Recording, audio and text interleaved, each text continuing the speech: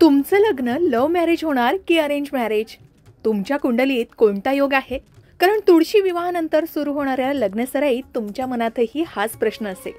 चला तर मग जाणून घेऊया या व्हिडिओमध्ये तुमच्या विवाहाचे योग कसे ओळखावेत. तुळशीच्या लग्नानंतर सर्वत्र लग्नसराईची धामधूम सुरू होते. लग्नाच्या तयारीसोबतच अनेक तरुण तरुणीच्या मनात एक उत्सुकता असते, ती म्हणजे माझं लग्न कसं होणार, लव्ह मॅरेज की अरेंज मॅरेज? हा प्रश्न अनेकांनाच पडतो.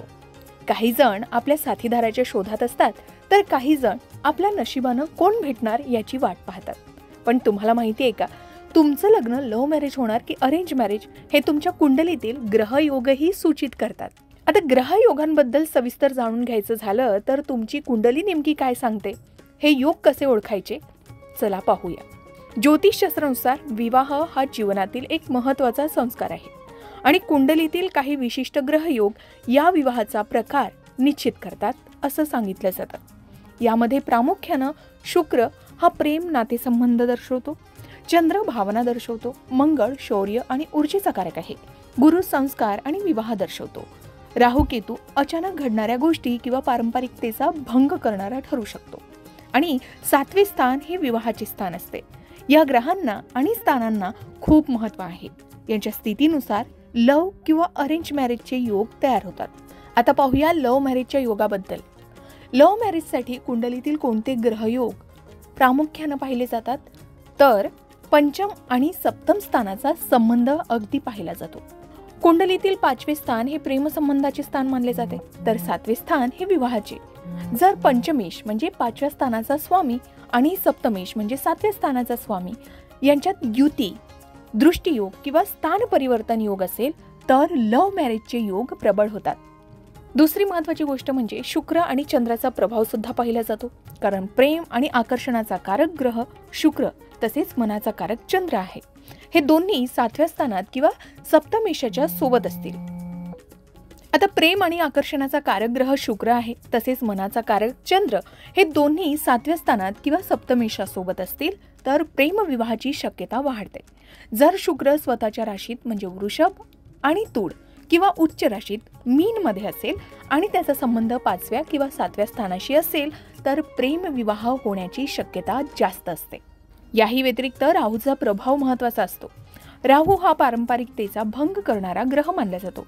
जर राहू 7व्या स्थानात असेल किंवा सप्तमेशावर त्याची दृष्टी असेल तर आंतरजातीय विवाह किंवा प्रेम विवाह होण्याची शक्यता वाढते. एवढंच नाही तर 11वं स्थान हे इच्छापूर्तीचं स्थान आहे. जर पंचमेश किंवा सप्तमेश याचा 11व्या स्थानाशी संबंध येत असेल तर प्रेमविवाह यशस्वी होण्याची शक्यता असते. याचबरोबर गुरु आणि शुक्राचा संबंधही असतो. कुंडलीतील गुरु आणि शुक्र यांचा शुभ संबंध किंवा युती ही प्रेमविवाहात यश मिळवून देण्यास योग्य मानली जाते.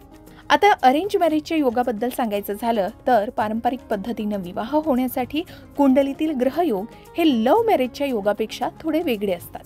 जसं सप्तम स्थानावर गुरुचा प्रभाव. गुरु हा नैसर्गिक शुभ ग्रह आहे आणि विवाहाचा कारक आहे. जर गुरु 7व्या स्थानात असेल किंवा सप्तमेश गुरुच्या प्रभावाखाली असेल तर अरेंज मॅरेज होण्याची शक्यता खूप जास्त असते. गुरुमुळे विवाह पारंपरिक आणि कौटुंबिक संमतीने होतो. दुसरी गोष्ट म्हणजे 2 आणि दशम स्थानाचा संबंध असतो. दुसरं स्थान हे कुटुंबाचं तर दशम स्थान हे समाज आणि परंपरेचं स्थान मानलं जातं. जर सप्तमेश किंवा 7व्या स्थानाशी या दोन्ही स्थानांचा संबंध येत असेल तर विवाह कुटुंबाच्या इच्छेनुसार आणि सामाजिक रीतिरिवाजानुसार होतो. शनीचा प्रभाव देखील यात पाहिला जातो, कारण शनी हा संयमाचा आणि पारंपरिकतेचा कारक आहे. जर शनी 7व्या स्थानात येत असेल आणि तो शुभ स्थितीत असेल तर विवाह उशिरा होऊ शकतो, पण तो अरेंज मॅरेज असतो आणि खूप टिकतो. त्याचबरोबर जर सूर्य आणि चंद्राचा प्रभाव असेल, तोही 7व्या स्थानात असेल किंवा सप्तमेशावर त्याचा प्रभाव असेल तर हे सुद्धा अरेंज मॅरेजचे योग दर्शवतात. सूर्य हा पित्याचा कारक असल्यानं वडिलांच्या संमतीनं विवाह होण्याची शक्यता असते. जेव्हा कुंडलीत प्रेमविवाहाचे मजबूत योग नसतात आणि कुटुंब तसेच सामाजिक परंपरेचे प्रतिनिधित्व करणारे ग्रह जसं गुरु आणि शनी हे 7व्या स्थानावर असतात आणि ते अधिक प्रभाव टाकतात, तेव्हाही अरेंज मॅरेजची शक्यता वाढते. तर लव्ह मॅरेज असो किंवा अरेंज मॅरेज हे दोन्हीमध्ये विश्वास, समजूतदारपणा आणि एकमेकांचा आदर असणं हे सर्वात महत्त्वाचं आहे. ग्रहयोग केवळ शक्यता दर्शवतात, पण अंतिम निर्णय हा व्यक्तीच्या हातात असतो. तुमच्या कुंडलीतील योग जाणून घेण्यासाठी तुम्ही एखाद्या अनुभवी ज्योतिषांचा सल्ला नक्कीच घेऊ शकता.